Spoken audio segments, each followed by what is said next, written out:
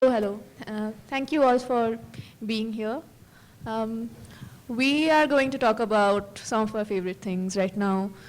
Writing poems, editing books, working at a publishing house.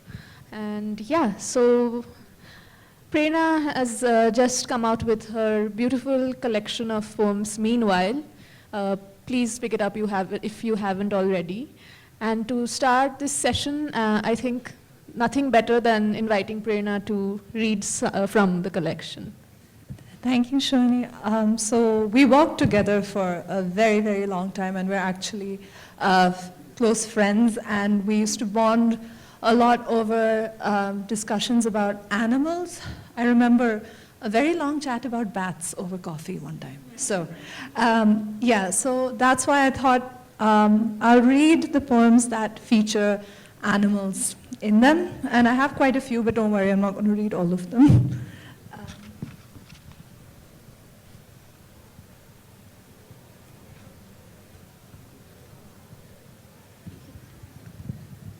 So this poem is called Keeping. Keeping. Childhood was small animals. Some mornings I think of a rabbit with orchid ears. The stray toms left her in a pit in my stomach, filled with lettuce and sweet straw. For at least one yellow bird, it was more about the mess that remained. Droppings greenly gumming feathers to bars around a seed-speckled spot of bright loss, never named. Now I keep the cats in my home, and I move like a whisper, and I see in the dark.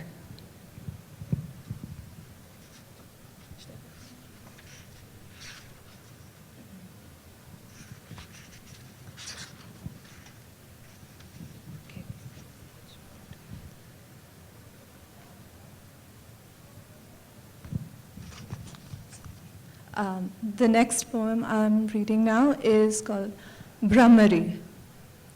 Wings are not what she is known for. Smaller than a fingertip, they fan the marching summers into a hum before resting flat enough to iridize green skies into winter sun and back to June along their span. But all you remember is the sting, bright. Bright, hot, and sharp, all and everything the world, black and yellow. Wings are not what you know her for. They are language, and if you listen close, you will learn my shadow is a swarm, and in the quiet, hive.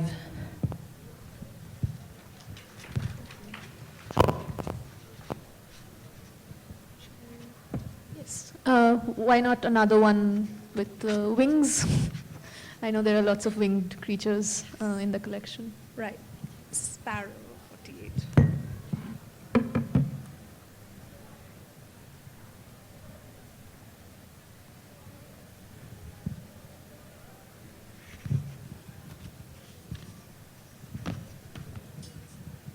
Sparrow.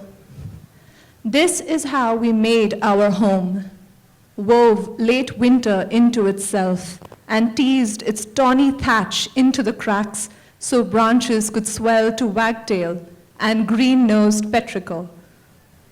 Sweeping more sky for a bloated spring, bursting its gizzard to blow millet over the turf between your path and the unmoored violence of thicket, hiding Dodder's wax bell. We settled in boughs for thorn, never to spy yours closed within, the way you make your home, folding asphalt over all the seasons, molting at your window.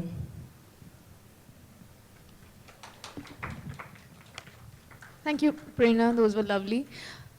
Tell me, I've been reading your poems for a while now. Privileged to see some very early ones as well. So when did you know you had a collection, and how did you sort of go about making, poems into a whole collection? So my method for figuring out the poems worth keeping and the ones that I should delete is to just write them and leave them in a folder for maybe a month, maybe years, whenever I feel it's okay to come back to them with, fresh eyes. And then the ones that I feel don't really speak to me, or don't really, speak from a less personal sort of space, I delete those. And the ones that I think, to me, seem startling enough in the word choices and form, etc., although I use free form, but the ones that still sound good to me, those are the ones I keep, which is why these poems have collected over like dust, basically. They collected like dust over many, many years. And,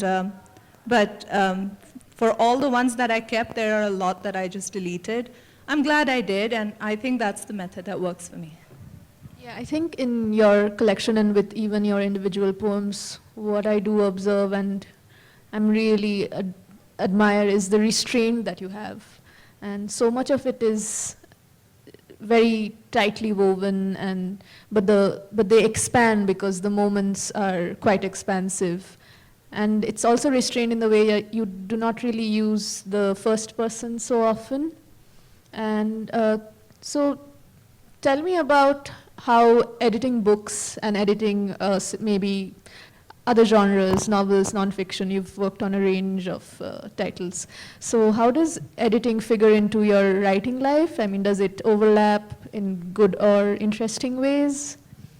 So that's a really good question, because my writing stems from a lot of mental health hurdles and like strange obsessions that I've had since childhood to do with, well, mortality, since I discovered the concept as a child. So, I mean, some of my poems have a very grim aspect to them, I've been told. I guess it comes from a lot of that. And I think that informs the sort of list that I put together, the books that I acquire and I look to publish at the publishing house.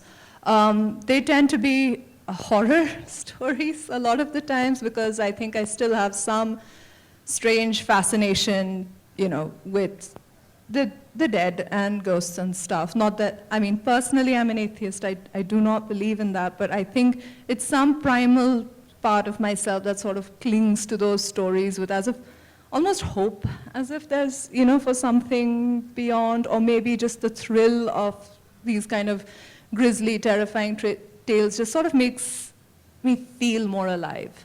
And I love reading those books, and I've, from publishing books like India's Most Haunted by K. Hari Kumar, who is a phenomenal writer, to, even fantasy like, Gautam Bhatia and stuff. It's an honor to work with these writers, and it's like therapy as well, so, yeah. And how does that figure into your poems? Because I know there's Shirley Jackson who appears with a cottagecore. So ghosts, elements from fantasy, these feature in my book, they're like quite often. Like there's a poem about the rivers of Punjab as personified, and there's one about Chenab and his retinue of ghosts unquiet, as is the quote from the poem. And those ghosts are the dead romantic heroines of the Punjab, like Heer and Sahiba and Sohini. So I think that between what I publish and what I write, those are the parallels, like a lot of ghosts. And what about I think we should talk about the animals. So for me, animals were like as in my poem Keeping, about the cats and the rabbit and the birds. Like I had animals growing up, pets, lots of them. The ones, I mean, I have cats now. I used to have rabbits, dogs. Unfortunate incident, do not keep rabbits and dogs at the same time. I would not advise. So, yeah, and I saw them as like, for humans, it's so easy for us to, go from creature to caricature when we see an animal. It's not that simple, but it's a flaw in the way we sort of, try and simplify things for our understandings. And they come to mean things to us and stand for certain things, whether it's like, for me, when I look at a bee, it's also a very empowering symbol of femininity. That's why in Brahmari, the last line says, my my shadow is a swarm and in the quiet hive, because I think that not just as women, but anybody, no matter how you identify, you're just so much more than one individual. And I think the bee and the swarm and how essential it is to our environment, it conveys that. And I think that's why animals have always been so close to me that they reflect in my writing in almost every poem. Thank you. And since we began with the subject of like editing, I know that you edited for like translation, poetry, and phenomenal books. And you are also a writer, like one of the best poets who I've ever read. So tell me how your editing and your writing come together, and what are the parallels you see in your process in both these spaces? Yeah, that's something that I think grapple with on an everyday basis. I think perhaps because I was a poet first and a reader first, I think that has just made me perhaps I get better at editing, because as poets we keep on tinkering with words and syntax and punctuation, and even things like how the line will look on the page versus how it looks on a piece of paper if you're writing in your own handwriting. So things like that I obsess over. When I joined a publishing house, I think the format of the book interested me. So how does the shape of the book change, especially for poetry? How does that change poetry? How does putting anthologies, how do then, in an anthology, how do poems or stories speak to each other?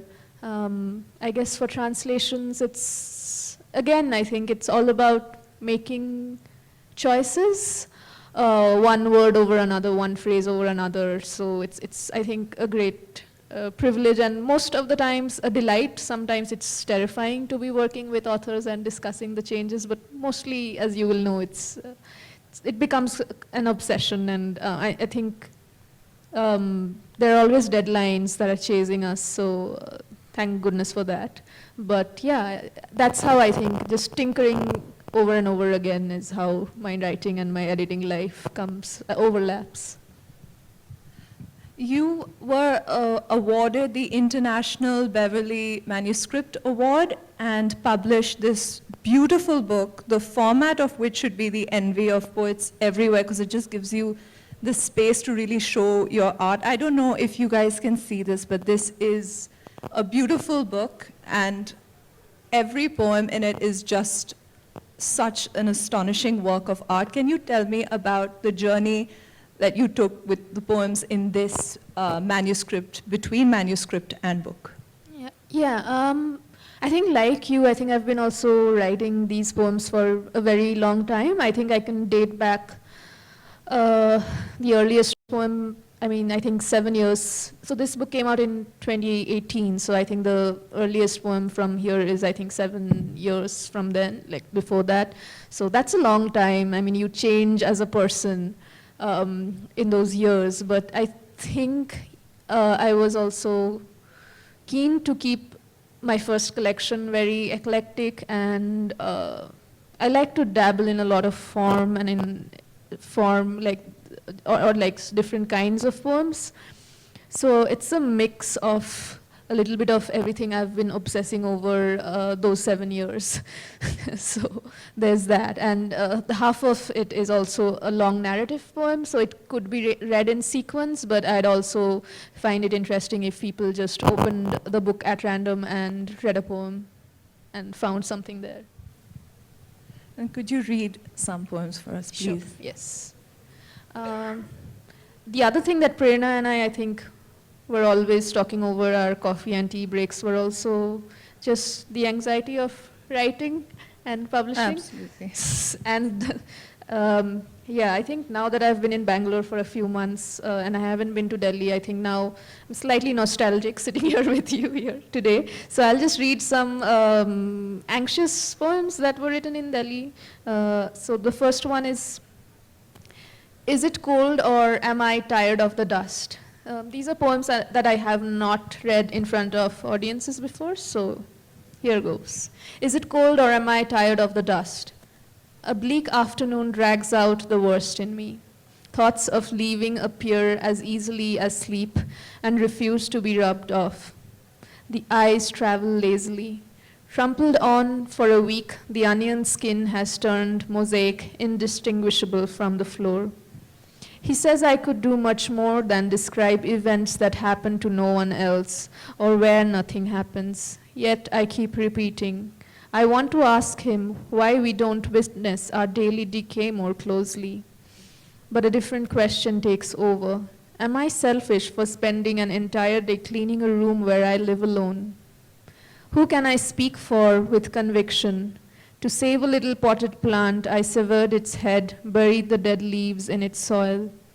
I won't see it happen, but soon it will all become spectacular, green.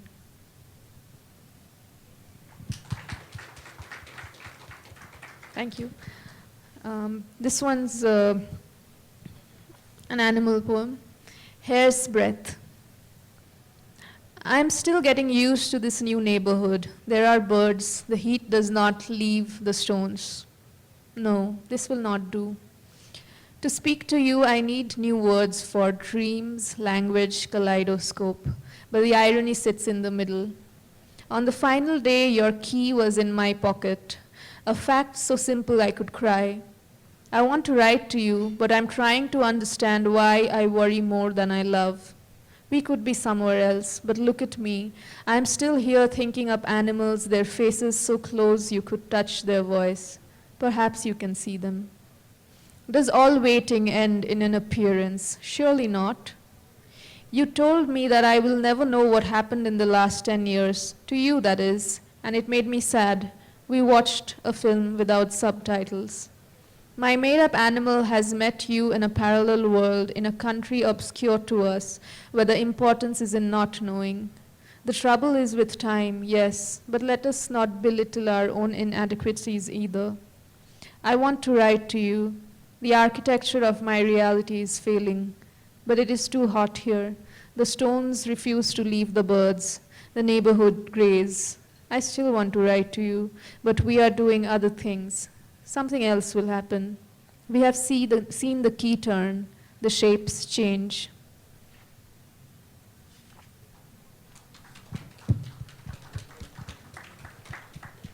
And this one is, it is cold and I am tired of the dust. I think this was written maybe a year or two after the first one I read.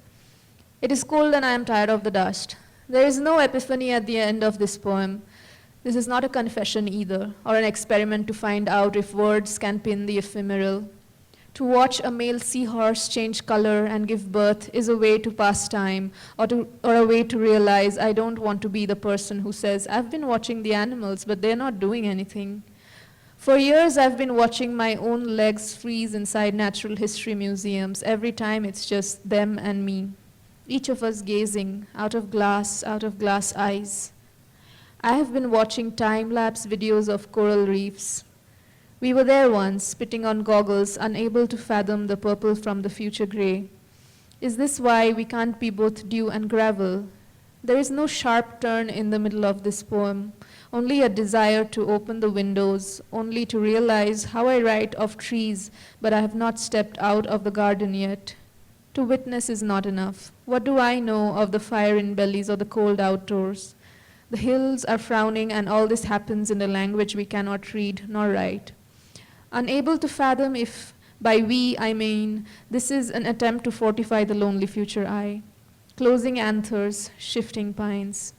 Speak then in river vanishing, or speak with gaping beak, because to sing or to sigh is not enough either, and to heal, well, I strayed that path long ago.